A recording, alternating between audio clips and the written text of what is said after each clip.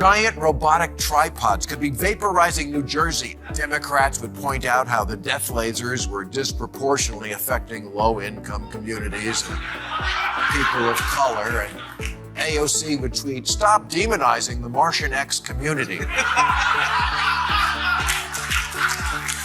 I think this word equity has come into the language in the last few years, and before that we didn't hear it a lot. And I think a lot of people hear equity and they hear equality. I think it's the same word, and it's not the same word and the same concept. So how would you differentiate between equity and equality? Well, equality, we talk about, I don't know what the answer to that is. Some Democrats have been fantasizing about a Bernie Sanders AOC ticket for the 2028 presidential race. But not everyone's on board. Comedian and political commentator Bill Maher is calling it like he sees it, and he's not impressed. In a fiery monologue, Maher dismantled the idea with sharp commentary and pointed analysis. If you haven't already, make sure to subscribe. We've got all the receipts. Let's dive in. What do you think of the fact that the people who are getting the big crowds right now are AOC and Bernie Sanders? They're going around the country. Thank you, there's that same guy. I call him the always wrong guy. Okay, but I feel like, big crowds, again, the shiny object that the Democrats chase it's not about the big crowds that come out to you when you're talking in a festival or wherever they are. I think it's because I think Bernie showed up at Coachella. That must have been fun for the fans. It's who shows up on election day. And I just don't see that's the ticket. I mean, Cory Booker, I know you've worked with him. I like Cory a lot from my home state of New Jersey. Made a speech for 25 hours. Again, just whacking each other off. This is just not what's going to get the job done. Maher wasted no time dismantling the Sanders AOC dream team. Sure, they draw large crowds, and recent polls even place AOC just behind Kamala Harris in the race for the Democratic nomination. For the record, AOC hasn't declared a run yet, but that didn't stop Maher from going scorched earth on the possibility. According to him, it's not just a long shot, it's a guaranteed loss. And here's why. At an AOC Bernie Sanders rally in Idaho last month, someone threw a Palestinian flag over an American flag, and the crowd erupted in approval. What should have happened after that is one of the adults on stage should have told their young, loyal followers, this is not a symbol of freedom. This is. One of Maher's key objections, he says Sanders and AOC are too woke and too hypocritical. He slammed both for staying silent when far-left activists replaced an American flag with a Palestinian one at a protest. In Maher's view, that moment demanded immediate condemnation, but neither Sanders nor AOC spoke out. To Maher, their silence equaled complicity. He has zero tolerance for performative progressivism or anti-American gestures and believes anyone who can't call that out has no place in the Oval Office. Love Nancy Pelosi. I think she's a very smart woman, but I think that era of the Nancy Pelosi type in the Democratic Party is over. I think that this is the era of and I didn't like her policies at first, and I'm not necessarily in love with her policies, but people love AOC. People love Jasmine Crockett. People love Eric Swalwell and the like. And I think that the Democratic Party should put the people out there who the people want. They should put the politicians out there who the people want, who they're asking for, who are meeting the moment with the same energy that they're not asking for AOC. Yes, they are. The people you party with No. The people I party with don't like AOC. Oh, please. No, they don't at all. Well, most people don't. But she's AOC very far left. In an interview with Don Lemon, Maher dug deeper. He called out what he sees as Lemon's contradictory logic, criticizing AOC's policies, yet defending her as a viable leader because that's who the people want. Maher questioned which people Lemon was referring to, pointing out that Lemon himself admitted his own social circle doesn't support AOC. In contrast, Maher isn't trying to pander. He says what he thinks applies or not. Because people will vote for AOC and Donald Trump on the same ticket. Because they're authentic.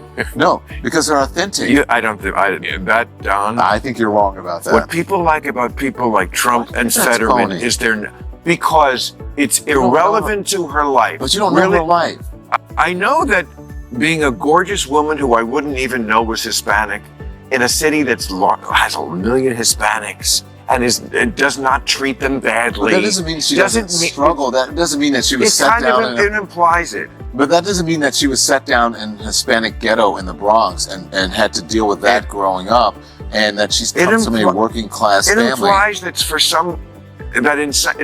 that in some way she's behind the 8 ball. And then there's the bizarre idea floated by Lemon that AOC and Trump could ever appear on the same ticket. Maher, and pretty much everyone else, finds that notion absurd. The two couldn't be more ideologically opposed. AOC pushes for socialism, open borders, and identity politics, while Trump champions nationalism, border security, and economic populism. A pairing like that isn't just unrealistic, it's political science fiction.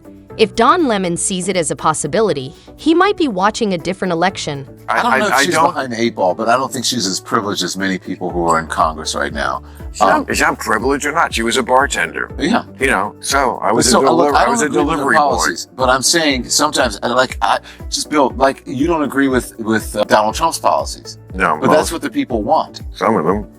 Whether you like her or not, I don't like what she did with Amazon in New York.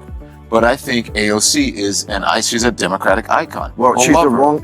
If you think that's the direction the country, the Democratic. I'm not saying the policies that she espouses that's the direction, but I'm saying that you have to give the people who are out front speaking for the party, not the people who. Maher also challenged AOC's self-narrative.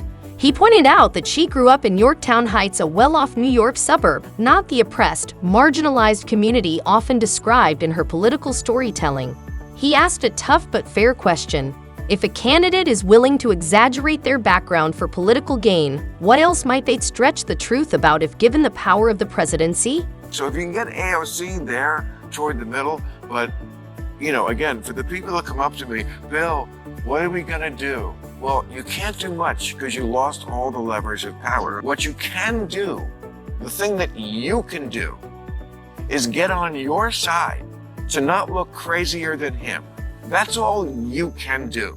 Now go back to your $800 4-plate dinner while you're worrying about how the world is going to end. What do you say? You don't want to look as crazy as he does? That's the only thing liberals can do. Just don't do shit that makes people go, oh, Trump, he's just crazy, but at least he doesn't. And then there's the core issue. AOC's political identity. Maher and many others believe she simply won't and can't shift to a more moderate platform. Her entire career is built on progressive ideals that are increasingly mainstream within the Democratic Party. The party isn't moving away from her worldview, it's embracing it. From climate extremism to identity politics, this is the current direction. Moderating now would alienate her base and contradict everything she stands for. Giant robotic tripods could be vaporizing New Jersey. Democrats would point out how the death lasers were disproportionately affecting low-income communities and people of color. And AOC would tweet, "Stop demonizing the Martian X community." Nice Sanders, meanwhile, still commands a passionate base but lacks broad national appeal. Maher pointed to the hypocrisy of Sanders railing against billionaires and elites while living quite comfortably and owning multiple homes. Combine that with AOC's divisive policies, and you've got a ticket that might excite Twitter activists but alienate moderates and independents. In today's polarized climate, that's a losing formula.